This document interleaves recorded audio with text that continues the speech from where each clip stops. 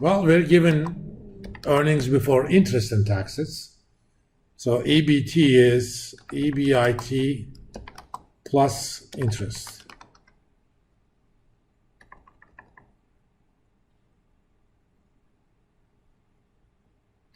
Or let's write it.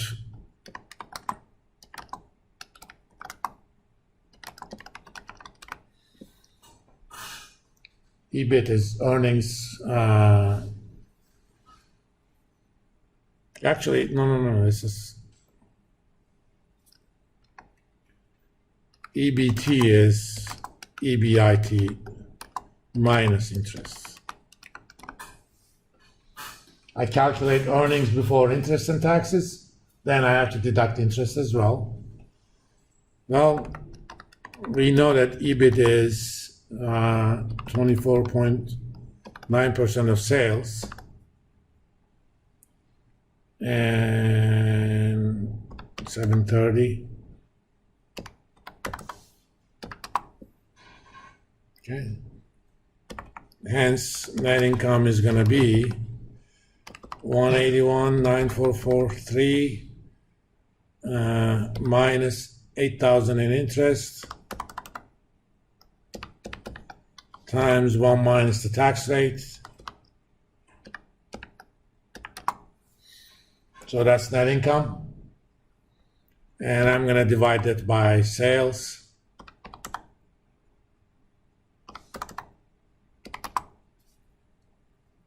Of course, this doesn't like the spaces.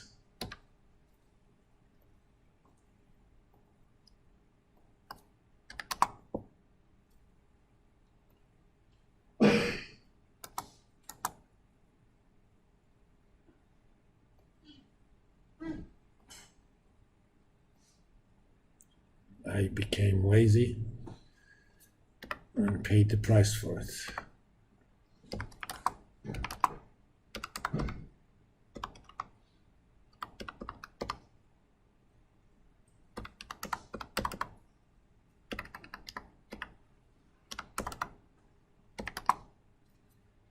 So 14.76%. In these open-ended questions, the automatic grading would require 14.76, but if you wrote the decimal point 1476, I'm gonna do that. I'm gonna count those as correct manually. So if in automatic grading it shows as it's incorrect, it could be because of that.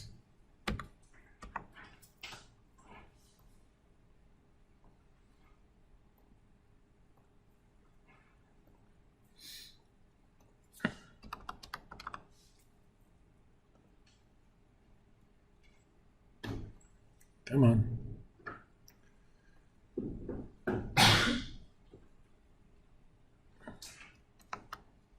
Abidonian Brotherhood. I probably used names from Stargate. In each chapter, in these open-ended numerical stuff, you may see weird names. Those are either from some mythology or some show that I came up with. We're looking for inventory turnover rate.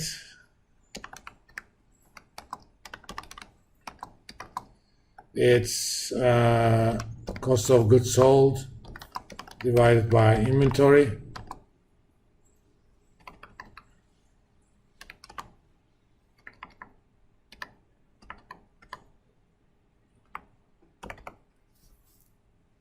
But we're not given either of those. So what can we do? We're given days sales and inventory.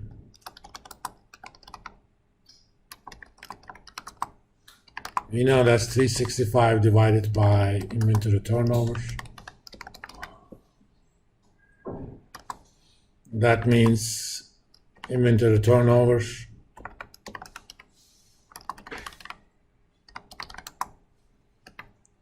equals 365 divided by days sales.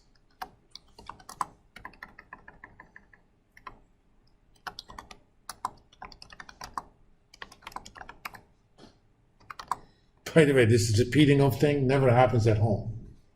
I mean, I work this close to my computer, but LEKU, it goes weird. So 365 divided by 27.6. So that kind of makes sense. If it takes you on average 27.6 days to sell your inventory, you're going to turn it over about 13.2 times. The second information is day sales and receivables. So if you use that, you're going to fall into my trap.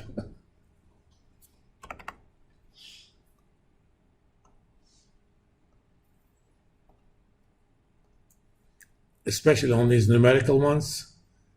I mean, I use kind of similar questions, but I changed them around. I created this test bank years ago. The original test bank probably had around 100 questions per chapter. My test bank is close to 1,000. I spend a lot of time at beach during summers.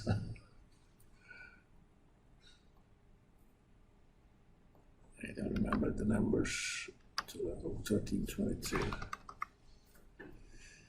We have only 3 questions left, so let's finish them. This is also a relatively easy one. Oh, this is from Mesopotamian stuff. And Edwana is I think Sumerian god of moon or something like that. We're looking for common size percentage for dividends paid, which means we're going to calculate dividends divided by sales. We know the sales. We know profit margin and retention ratio.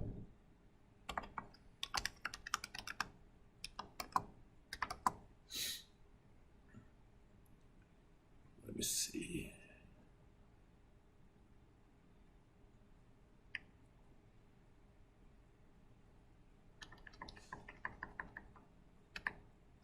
First, let's calculate net income. Oh, we already know that. Well, let's calculate net income. PM times sales, which is 275,500 times 6.97%. And we know the retention ratio. So the dividend payout ratio is going to be 1 minus that.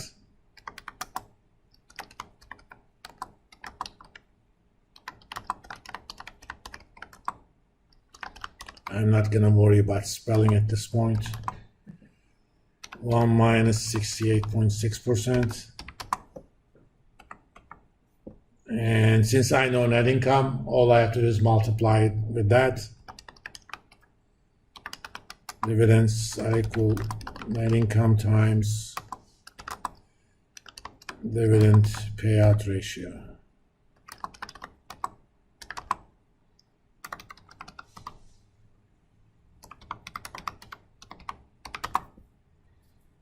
There it is.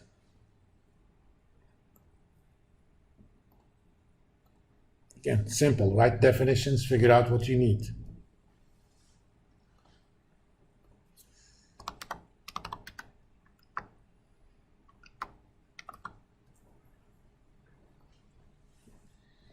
Okay, all right.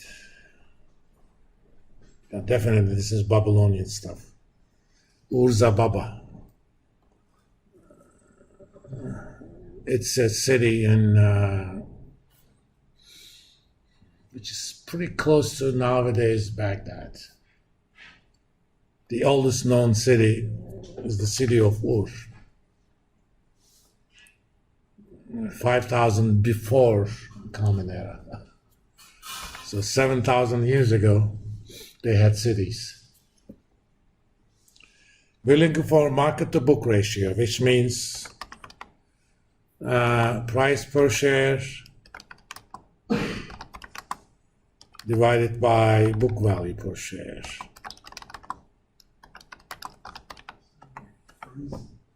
I know, I increased the damn thing, but it's still freezing. It's getting pretty cold. This building always had problems. This building opened for teaching 2006 summer. I took the job at EKU August of 2005. For 1 year we were at Combs. Then we came here, I was teaching summer in person. The first day it was 95 degrees outside and it was 57 degrees in the classroom. Do you know why? The way the EKU cooling system works, because our heater broke down. You're saying, what? The building is very cold because our heater broke down when it's 95 outside? Yeah. It doesn't make sense, right? No. Run the heater. The way they do it, they cool it to 57. They can't use the coolant in discrete amounts. I don't know why. The coolant decreases the temperature to 57 degrees, then you use the heater to heat it back up. If the heater breaks down, it's 57 here and it's 95 outside. That's crazy. That's so inefficient. And when I was younger those days, I didn't mind. This is 2006, so I was 42 years old. We know the price, so that's good. We need to figure out book value per share. It's there as well. So all I have to do is calculate it, right?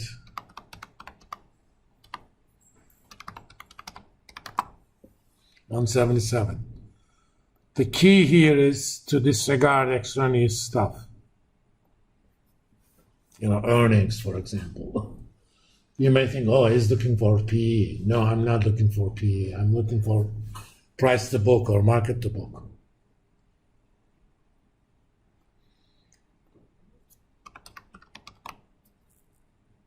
That means read the question.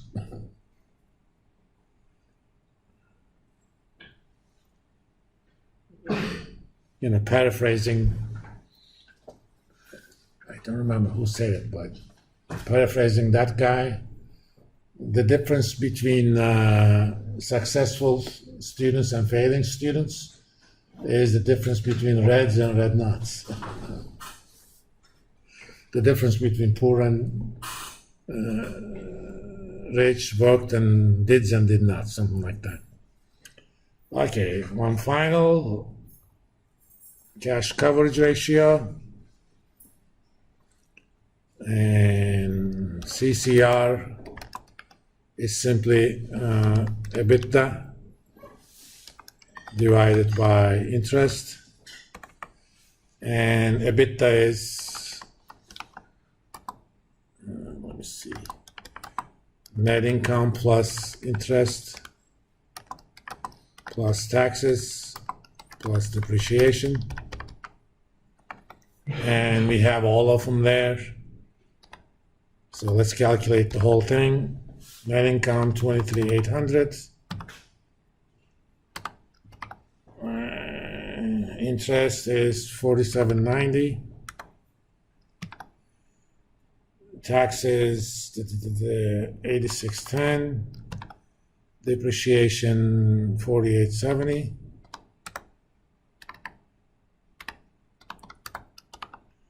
Divided by the interest, 4790.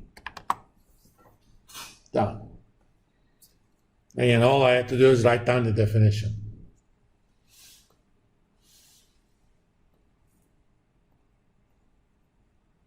All right? Start working on that stuff. Anytime you have an issue, write me an email, okay? Remember, what is the most stupid question? The one you didn't ask. Okay? There are no stupid questions. You ask it to learn. The very act of asking the question says, I don't know this. Please help me. So that's never, ever stupid. I can teach the people who realize they don't know. But if you think you know, there's nothing I can do for you.